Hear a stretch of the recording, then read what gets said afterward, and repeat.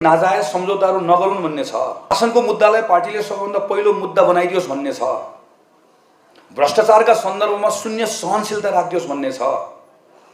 पार्टीहरू केवल सत्ता र शक्तिको लागि नलागुन्, पार्टीहरू सिद्धान्तनिष्ठ हुन् भन्ने कुरा छ। बरु सत्ता छाडुन् तर सिद्धान्तमा सम्झौता नगरून् भन्ने नागरिकको अपेक्षा छ। पार्टीहरूले फोहोरी गठबन्धनको राजनीति नगरून् भन्ने कुरा छ। सरकारमा टिक्नका लागि नाजायज सम्झौताहरू नगरून् भन्ने छ। पार्टीको नेताहरूको जीवन पारदर्शी बनियोस् भन्ने छ। पार्टीको नेता र सदस्यको सम्बन्ध मालिक र तलपट्टि कामदारको जस्तो सम्बन्ध नहोस्, समान सम्बन्ध होस् भन्ने छ। समान हैसियत होस् भन्ने छ। पार्टीभित्र नेताभन्दा पनि तलको सदस्य बलियोस् भन्ने छ। पार्टी अझ थप खुला होस् भन्ने छ।